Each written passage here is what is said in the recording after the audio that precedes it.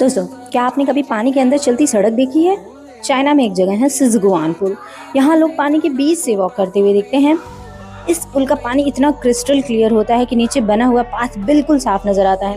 ये कोई मैजिक नहीं है, अंदर एक सबमर्ज्ड स्टोन वॉकवे बना होता है जो पानी के अंदर छुपा रहता है। इसलिए टूरिस्ट को लगता है जैसे लोग पानी पर चल रहे हैं। इसे सपनों का पुल भी कहा जाता है। Nature plus human engineering equal to सिजगुआन पुल। क्या आप यहाँ चलना चाहोगे? कमेंट में जरूर बताना।